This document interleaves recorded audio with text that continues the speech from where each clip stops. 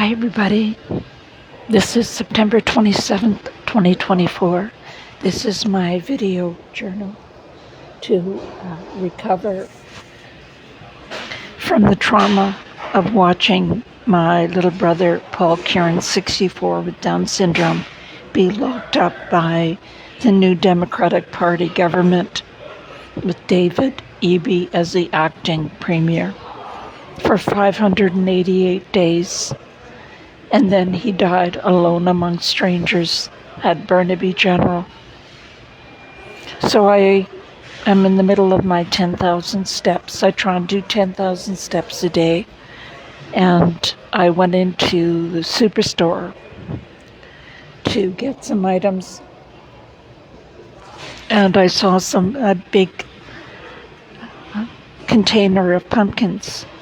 And it just broke my heart. Halloween was always a special time for Paul and I. And we would go on the ghost train, and he had so many different costumes, and I let him design his own pumpkin. And during the 588 days that the government locked up Paul, somebody gave me a pumpkin for him, and I put it on my balcony, just hoping that he would be able to come over and visit. And it just melted away. It just rotted. And it was gone. I had to throw it out, and he never saw it. These people, David Eby is so evil. I've noticed his Twitter posts. He's married a doctor. Oh, isn't that special? And he has 3 kids. Isn't that special? The last relative that I had living in the Lower Mainland, my mother died, my sister and brother died. It was just Paul and I were left. And he wouldn't even meet with me to discuss my concerns about Paul. So I've been thinking about my dad a lot today. And my father contributed so much to Canada. You know, he actually contributed something, unlike this evil new Democratic Party government. My dad he was an engineer, top flight engineer, probably one of the top engineers in the world, but he worked underground as a mining engineer, protecting the safety of miners during World War II. He worked for 20 years underground in the nickel mine, in the Fruit mine in Sudbury. And he designed a special kind of ceiling where bolts would be drilled right into the rock and connected by cables, so they didn't have to use concrete or anything else. And it protected the miners. When there was a cave-in, he would have to run in the direction of the cave-in. And he said he saw many people killed. During World War II, they were working at such a breakneck speed that 2 miners a week would be killed in the mine, would die, because they had to work so fast. It was considered as dangerous as being on the battlefield. And so you could choose whether or not you went off to war or you worked in the mine. He was so brave. My dad was so brave. And I'm the 8th of 9 children. Paul was the 9th of 9 children. And when Paul was born, the doctors told my parents to put him in a large institution in Smith Falls, Ontario. And my dad said, to hell with that. And although my mother was wavering, I don't think she really knew what to do. My dad went down to Toronto. We lived in Sudbury. He took the train down to Toronto and brought Paul back by himself on the train and cared for him.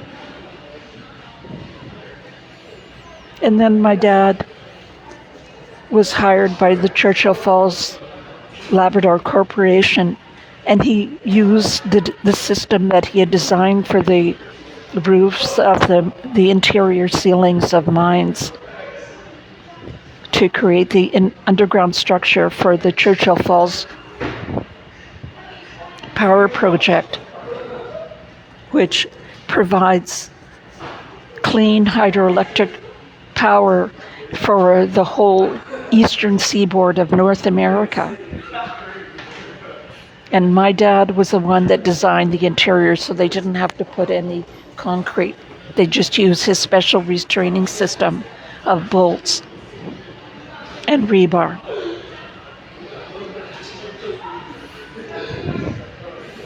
So if you're on the eastern seaboard of North America and you're having a nice cozy evening with a hot chocolate, you can thank my dad.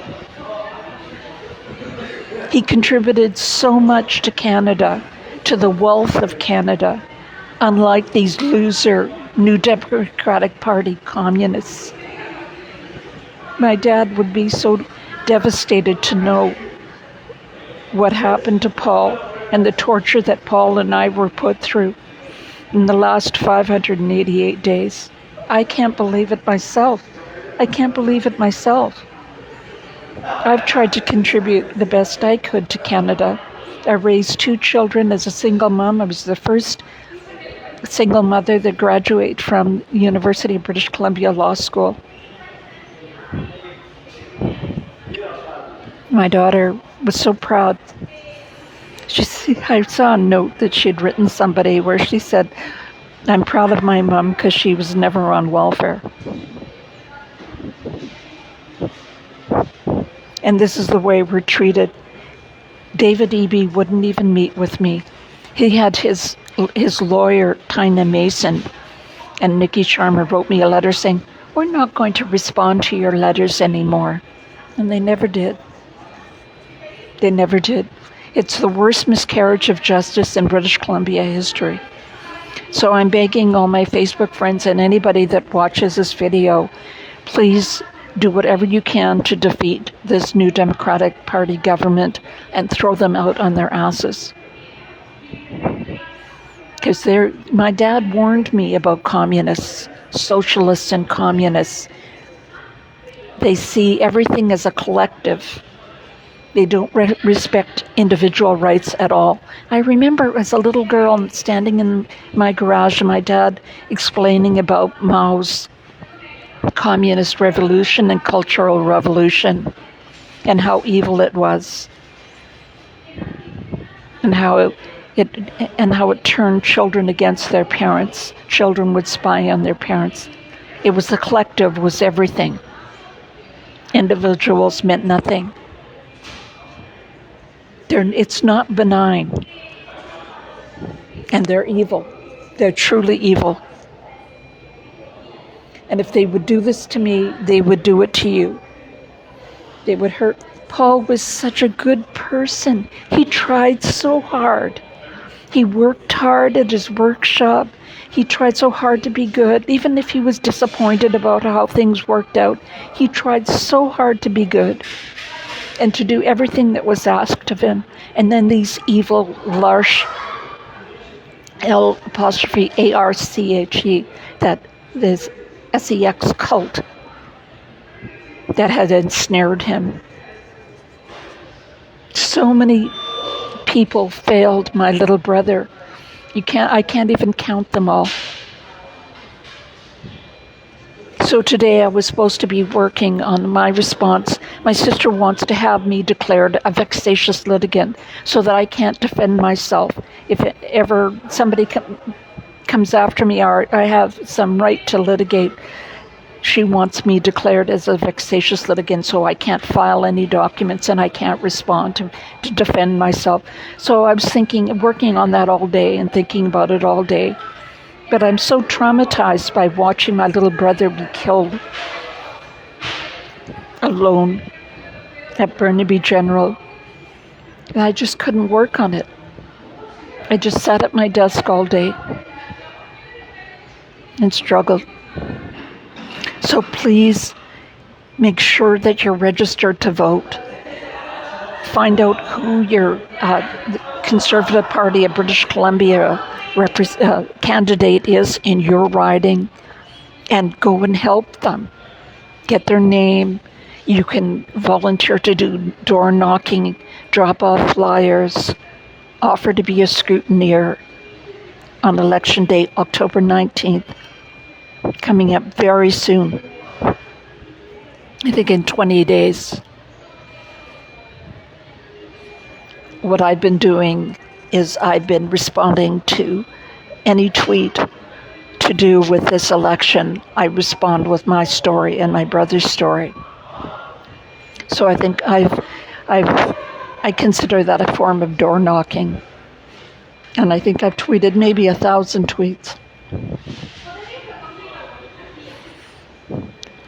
So find out who your Conservative Party of BC candidate is, contact them, offer to help, contact all your friends, relatives, neighbors, everyone you're associated with. Find out, make sure they are registered to vote, and recommend that they vote strategically to throw out the New Democratic Party.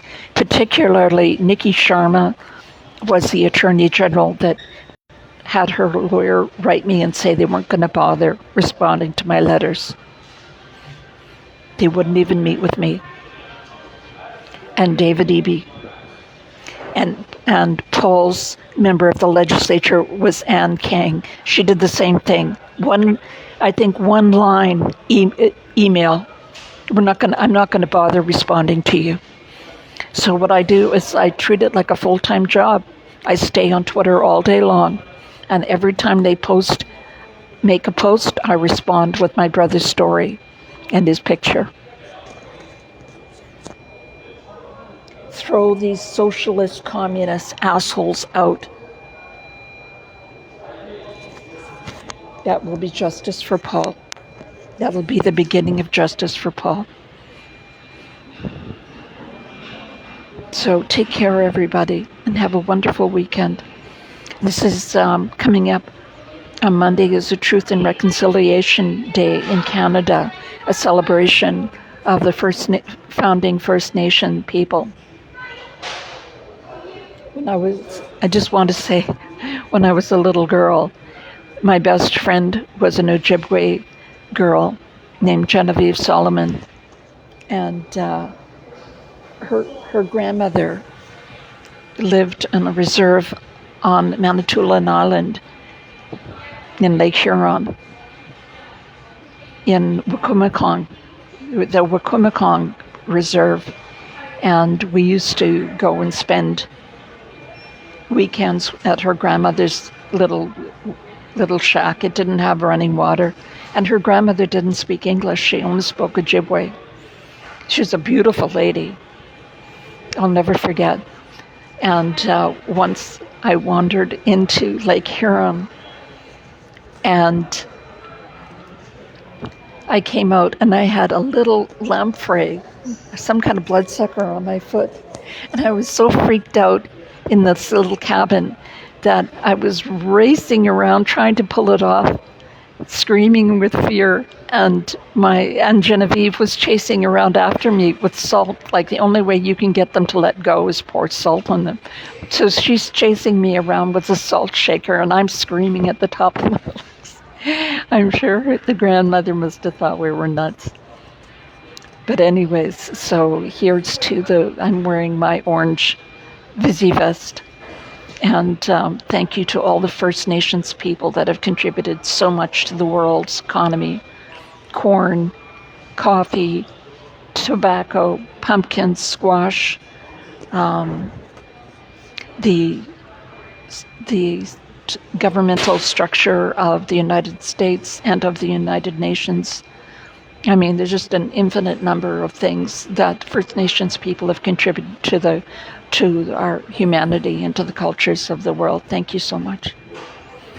Remember, get registered to vote. Vote times 10. And that means make a list of 10 people you know and ensure that they vote against the New Democratic Party government of British Columbia. And we'll throw these socialist assholes out on their ass. Thank you, everybody.